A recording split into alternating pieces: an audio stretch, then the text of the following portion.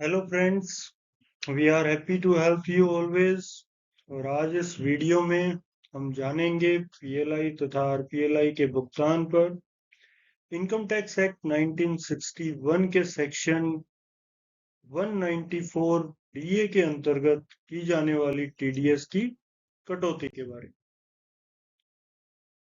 तो आइए शुरुआत करते हैं।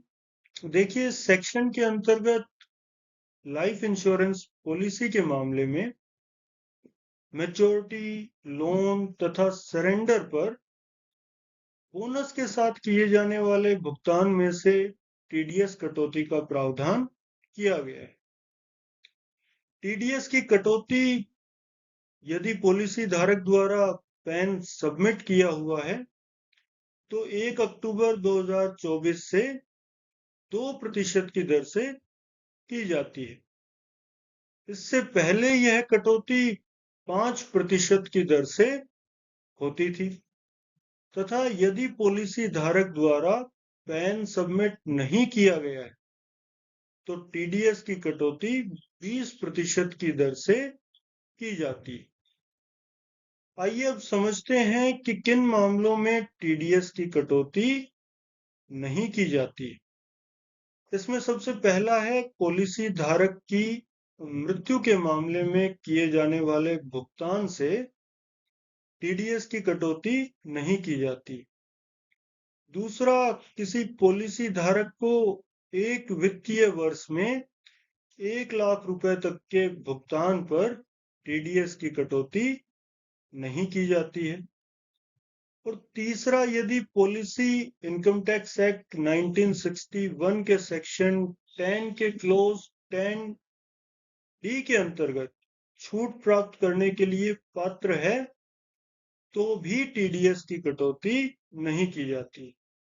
अब आप सोच रहे होंगे कि बाकी तो ठीक है, पर ये सेक्शन 10 के क्लोज 10 डी के अंतर्गत ऐसे क्या प्रावधान हैं जिनके मामले में टीडीएस की कटौती नहीं करनी।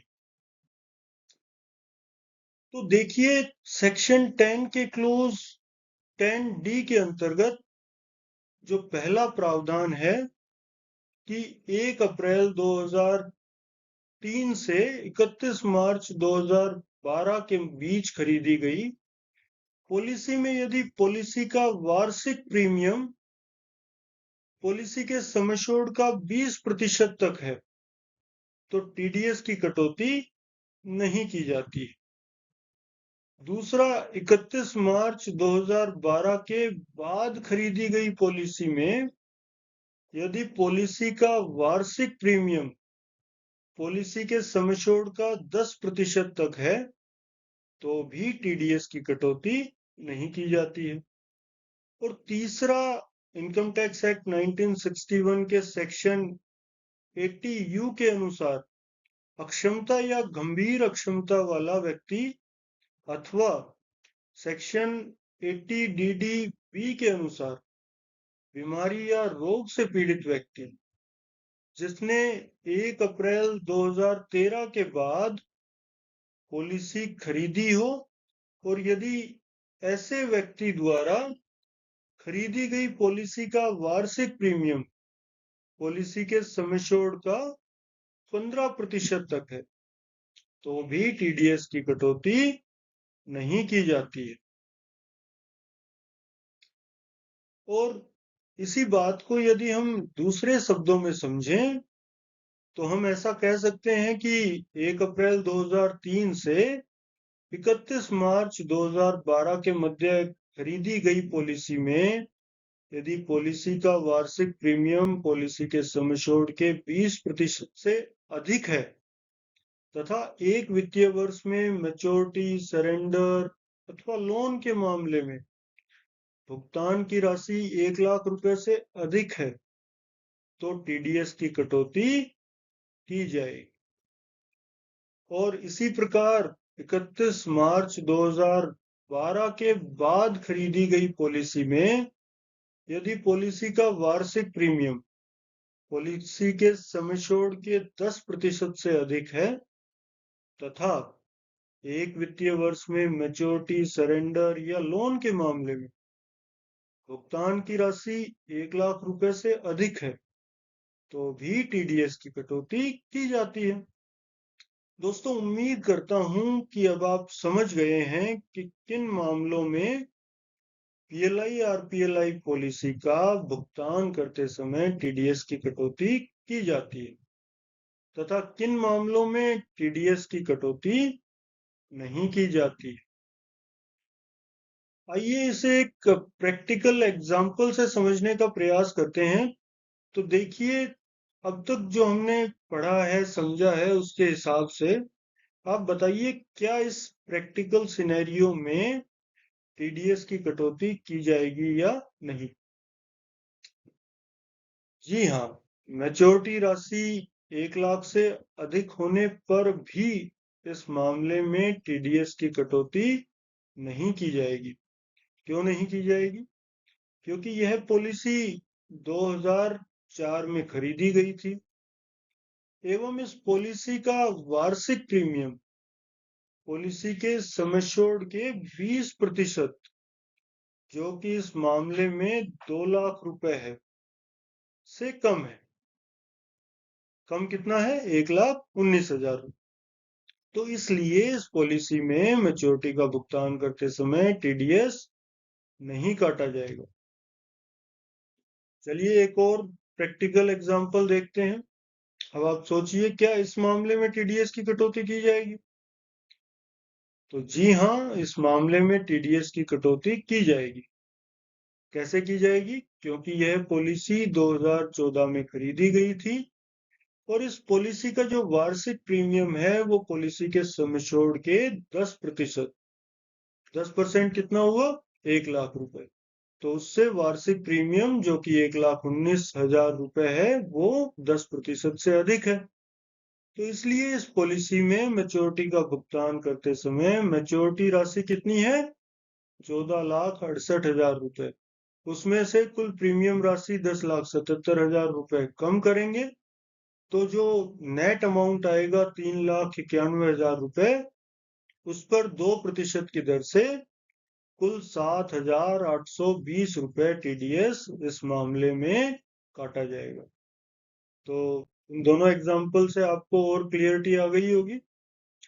अब आगे हम जानते हैं कि पीएलआई आरपीएलआई के भुगतान के मामले में अभी तक डाक विभाग में मैकमिस्ट सॉफ्टवेयर में अपने आप ऑटोमेटिकली टीडीएस कटौती की सुविधा उपलब्ध नहीं है।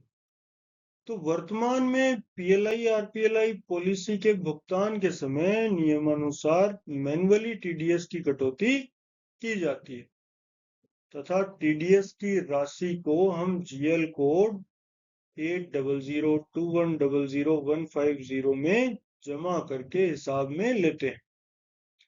टीडीएस कटौती के मामले में पॉलिसी धारक को भुगतान केवल चेक और नेफ्ट के माध्यम से ही किया जाएगा, ये ध्यान रखना है। तथा मैकमिस्ट में पॉलिसी के क्लेम का स्टेटस पेड अपडेट करना जरूरी है ताकि डबल भुगतान को रोका जाए और उसको बचा जा सके उससे, है ना। इस प्रकार टीडीएस कटौती का रिकॉर्ड रखने के लिए एक मैनुअल रजिस्टर भी हमें मेंटेन करना है क्योंकि टीडीएस की कटौती भी हम मैनुअली ही कर रहे हैं तथा एक मंथली टीडीएस रिपोर्ट भी हर महीने की 10 तारीख को हमें पोस्टल अकाउंट ऑफिस को भेजनी है। तो इन सब बातों का भी मैनुअली टीडीएस काटते समय हमें ध्यान रखना है। अब इसमें ऐसा व्यक्ति जिसकी कुल वार्षिक आय पीएलआई आरपीएलआई के लिए प्राप्त की जाने वाली भुगतान राशि को मिलाकर भी अगर टैक्सेबल नहीं है तो ऐसा व्यक्ति जिसकी उम्र 60 साल से कम है वो फॉर्म 15G तथा 60 साल से ज्यादा उम्र वाला व्यक्ति फॉर्म 15H दो कॉपी में सबमिट करके पीएलआई आरपीएलआई पॉलिसी के भुगतान राशि से टीडीएस नहीं काटने के लिए अपना अनुरोध, अपनी रिक्वेस्ट सबमिट कर सकते हैं। पॉलिसी धारक से फॉर्म 15G या H प्राप्त होने पर टीडीएस की कटौती हम नहीं करेंगे तथा टीडीएस फॉर्म की एक सर्टिफाइड कॉपी हम इनकम टैक्स डिपार्टमेंट को भेज देंगे तथा दूसरी सर्टिफाइड कॉपी हम अपने रिकॉर्ड में सेफ रखेंगे, सुरक्षित रखेंगे, भविष्य में जरूरत पड़ने पे उसका इस्तेमाल करने के लिए। तो धन्यवाद दोस्तों। हमें कमेंट करके जरूर बताएं कि पीएलआई आरपीएलआई के भुगतान पर इनकम टैक्स एक्ट 1961 के सेक्शन 194 डीए के अंतर्गत की जाने वाली टीडीएस की कटौती के बारे में ये वीडियो आपको कैसा लगा।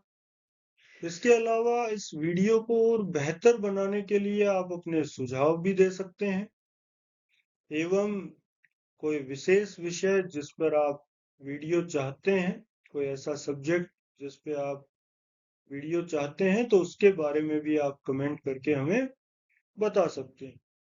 We are happy to help you always. Thank you.